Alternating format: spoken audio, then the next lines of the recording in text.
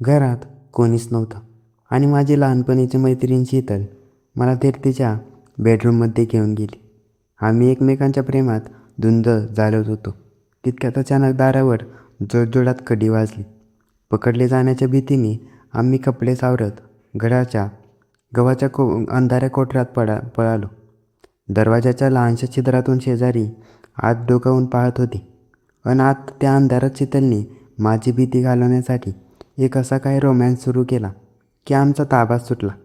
त्या थरारक रात्री नेमकं काय घडलं जाणून घेण्यासाठी कथा शेवटपर्यंत नक्की ऐका. नमस्कार मित्रांनो, माझं नाव आहे मकर. मी रायपूर जिल्ह्यातील एका लहानशा पण निसर्गरम्य गावात राहतो. माझं बालपण या गावातच गेलं. लहानपणापासूनच माझ्या शेजारी राहणाऱ्या मुलामुलींसोबत मी खेळायचो. पण त्या सगळ्यांमध्ये शीतल ही सर्वात माझी जवळची मैत्रीण होती. आम्ही सोबत खेळायचो, सोबत अभ्यास करायचो आणि एकत्र वेळ घालवायचो. त्यामुळे आमची गट्टी खूप घट्ट जमली होती. आता वेळ निघून गेली होती. मी कॉलेजच्या पहिल्याच वर्षात होतो आणि माझं वय 20-21 वर्षाचं झालं होतं. वयाच्या या टप्प्यावर आल्यावर प्रत्येकालाच वाटतं की आपल्या आयुष्यातही कोणीतरी हक्काची व्यक्ती असावी, एखादी खास मैत्रीण असावी. मी विचार करू लागलो की गावात किंवा कॉलेजमध्ये कोणाला विचारावं. पण अचानक माझ्या मनात विचार आला, अरे इतका विचार कशाला करायचा, आपली शीतल तर आहेच ना. शीतल आता खूप सुंदर आणि समंजस दिसत होती. मी हळूहळू तिच्याशी अधिक प्रेमाने बोलू लागलो आणि आमच्यातील मैत्रीचे रूपांतर हळूहळू एका खास नात्यात होऊ लागलं होतं. काही दिवसांनंतर मी माझ्या मामाच्या गावी काही कामासाठी परत गेलो होतो. तिथे मी आठवडाभर थांबलो. मी जेव्हा परत माझ्या गावी आलो तेव्हा शीतल मला भेटली. तिच्या चेहऱ्यावर एक वेगळाच आनंद आणि उत्सुकता दिसत होती. ती मला म्हणाली, मकर, उद्या दुपारी तू माझ्या घरी मला भेटायला ये. मला हे ऐकून थोडं मला विचित्र वाटलं आणि आश्चर्य वाटलं, कारण आत्तापर्यंत शीतल नेहमी माझ्या घरी यायची. तिच्या घरी तिची आजी कायम असायची, त्यामुळे मी तिच्या घरी फारसा जात नसतो. मी आश्चर्याने विचारलं, तुझ्या घरी पण आजी असतील ना? शीतल गालातल्या गालात हसली आणि म्हणाली, तू त्याची काळजी करू नकोस, उद्या दुपारी नक्की ये. मी होकार दिला, पण तिच्या मनामध्ये नक्की काय चाललं आहे हे मला अजिबातच कळत नव्हतं. त्या रात्री मलाही नीट झोप आली नाही. उद्या काय होणार या विचारानेच माझं मन उत्साहाने भरून गेलं होतं. दुसऱ्या दिवशी दुपारी जेव्हा गल्लीतील सर्व लोक आपापल्या कामात व्यस्त झाले तेव्हा मी ठरवल्याप्रमाणे शीतलच्या घरी पोहोचलो होतो. मी दारावर हलकीशी थाप मारली. शीतलने लगेच दरवाजा उघडला आणि मला आत घेऊन पटकन कडी लावून घेतली. ती एका छानसा ड्रेसमध्ये अतिशय सुंदर दिसत होती. मी इकडे तिकडे पाहिलं तर घरात पूर्ण शांतता होती. मी विचारलं, शीतल, आजी कुठे आहेत? ती मंद हसून म्हणाली, आजी काही दिवसांसाठी परगावी नातेवाईकांकडे गेली आहे. घरात कोणीच नाही. तिने माझा हात धरला आणि मला आतल्या खोलीत घेऊन गेली. शीतलच्या डोळ्यात माझ्याबद्दलचं प्रचंड ओढ आणि प्रेम मला दिसत होतं. मी जेव्हा मामाकडे गेलो होतो तेव्हा तिने मला खूप मिस केलं होतं. ती मला म्हणाली, मकर, तू जेव्हापासून गेला होतास ना, मला काहीच सुचत नव्हतं. आज मला तुझ्यासोबत वेळ घालवायचा आहे. तिचं हे प्रेमळ बोलणं ऐकून माझा संकोच पारच उडून गेला होता. शीतलने खोलीतील लाईट बंद केली आणि खिडकीचे पडदे ओढले. केबिनमधले हलकासा मंद प्रकाश आणि शांतता पसरली होती. मी शीतलच्या जवळ गेलो. तिच्या चेहऱ्याला आणि गालांना हलकासा स्पर्श केला. आम्ही दोघांनी एकमेकांना अत्यंत घट्ट मिठी मारली होती. तिचे नाजूक श्वास माझ्या छातीवर मला जाणवत होते. आम्ही दोघेही त्या शांततेत एकमेकांच्या भावांमध्ये धुंद झालो होतो. तितक्यात अचानक दारावर जोरजोरात कडी वाजली. तो आवाज ऐकताच आमच्या पाठीतून भीतीची एक थंड लहर निघून गेली होती. आमची घाबरगुंडी उडाली. या दुपारी दारावर कोण आलं असेल? जर कोणी आपल्याला अशा अवस्थेत पाहिलं तर गावात भयंकर बदनामी होईल. या विचाराने आमचे हातपाय थरथरू लागले होते. शीतलने पटकन माझे ओठ तिच्या बोटांनी दाबले आणि कानाजवळ फुसफुसली, मकर, शांत राहा. तू पटकन या सोफ्याच्या मागे लपून बस. मी बघते कोण आहे. मी अजिबात वेळ न घालवता सोफ्यामागील काळोख्यात जाऊन लपलो. मला प्रचंड घाम फुटला होता. शीतलने स्वतःला सावरलं. केस नीट केले आणि हाताने श्वास नियंत्रित करत जाऊन मुख्य दरवाजा उघडला. दारात शेजारचे काका उभे होते. काका आश्चर्याने विचारू लागले, बाळा शीतल, दुपारीचा असा दरवाजा आतून का लावून घेतला आहेस? काही अडचण आहे का? शेजारच्या काकांचे दारात पाहून शीतलचा श्वास रोखून गेला होता, पण तिने मनातील भीती चेहऱ्यावर मुळीच दाखवली नाही. ती मंद हसून म्हणाली, काही नाही काका, दुपारी उकाडा खूप होतोय आणि बाहेरचा प्रकाश डोळ्यांवर येतो, म्हणून जरा दरवाजा लावून शांत पडून होते. काही काम होतं का? काकाने संशयाने आजूबाजूला पाहत म्हणाले, नाही ग बाळा, तुझी आजी बाहेरगावी गेली आहे ना, म्हणून सहज विचारायला आलो होतो. पण दुपारी असं घरात एकटं असताना मुख्य दरवाजा आतून बंद करत नको जाऊस.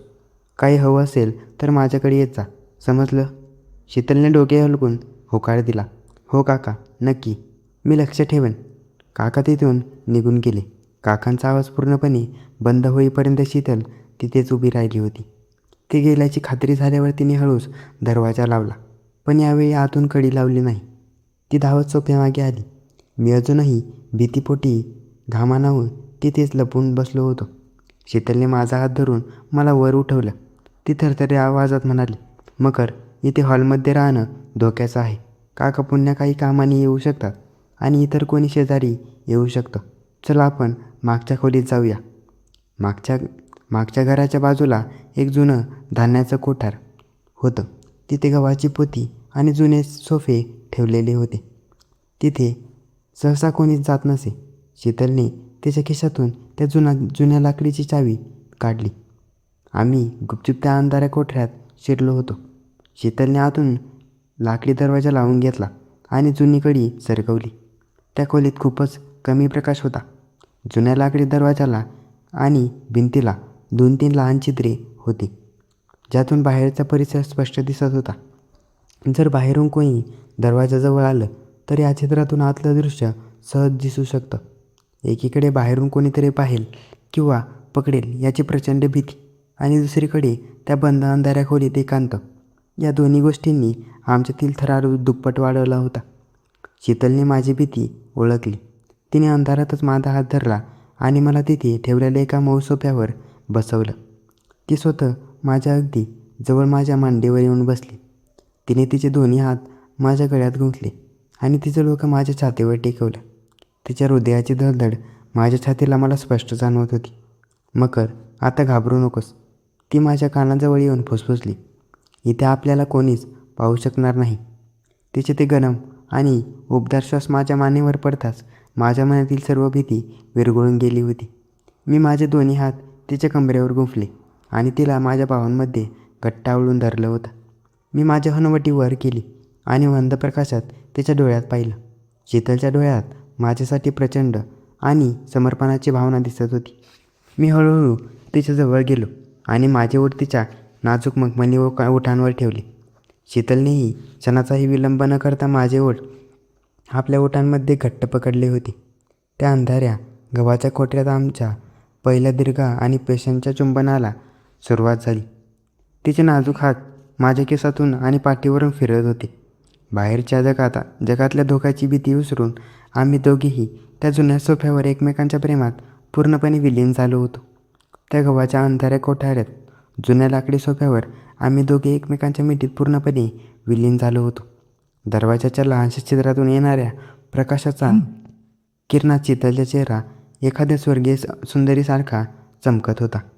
तिचे ओठ माझ्या ओठांवर घट्ट आवळलेले होते आणि तिचे नाजूक श्वास वेगाने चालले होते.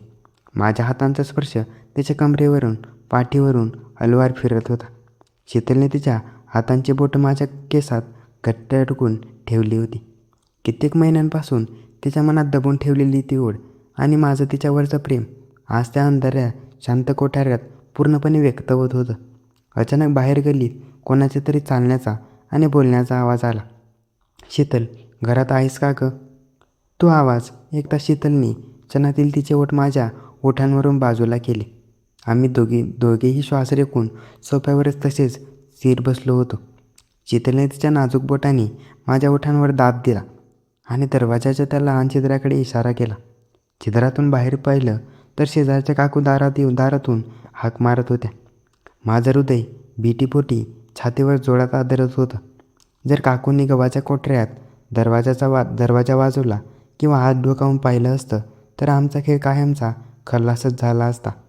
काही सेकंद म्हणजे जणू काही युगे तिथून गेल्यासारखे वाटले. बाहेर कोणीच उत्तर न दिल्याने त्या काकू पुटपुटत निघून गेल्या. घरात कोणीच दिसत नाही. बहुधा बाजारात गेली असावी. काकूंच्या पायांचे आवाज दूर गेल्यावर शीतलने एक मोठा सुटकेचा श्वास घेतला. तिने माझ्याकडे पाहिलं आणि तिच्या चेहऱ्यावर एक मादक मिश्किलपणे हसू उमटलं होतं. तिने पुन्हा एकदा मला तिच्या बाहूंमध्ये खेचलं आणि कानाजवळ फुसफुसली, मखर, आता कोणीही येत नाही. आज मला तुझा दुरावा अजिबातच सहन होत नाही. मला पूर्णपणे आता तुझं करून घे. त्या धोकाच्या थराराने आमच्यातील पॅशन अजूनच वाढवले होते. शीतलने स्वतःहून तिचे ओठ माझ्या गळ्यावर आणि चेहऱ्यावर टेकवले होते. तिची प्रत्येक सिसकरी त्या अंधाऱ्या कोठड्यात एक मधुर संगीतासारखी गुंजत होती. जवळपास 20 ते 25 मिनटं त्या गव्हाच्या जुन्या कोठड्यात उघड्या आकाशाखाली बंद विश्वास आमचा तो रोमॅन्स अखंड सुरू राहिला होता. शीतलच्या शरीराची ऊब आणि तिचा तो मऊ स्पर्श मला एका वेगळ्याच जगात घेऊन गेला होता. जेव्हा आमच्या मनातील तीव्र ओढ शांत झाली तेव्हा शीतल माझ्या छातीवर डोकं घेऊन शांतपणे विश्रांती घेत पडून राहिली होती. मी तिच्या विखुरलेल्या केसांना जोरजोरात तिच्या कपाळावर एक चुंबन घेतलं होतं. ती मंद हसली आणि म्हणाली, मकर, लहानपणापासून तू माझा सर्वात चांगला मित्र होतास, पण आज तू माझ्या आयुष्याचा सर्वात महत्त्वाचा भाग बनला आहेस. आम्ही दोघांनी स्वतःला सावरलं. शीतलने हळूच दरवाजाची कडी उघडली आणि बाहेर कोणी आहे का नाही ते पाहून मला गुपचूप मागच्या दाराने बाहेर काढून दिलं होतं. लहानपणीची ती साधी मैत्रीण आज एका अत्यंत घट्ट, गूढ आणि सुंदर नात्यात बदलली होती.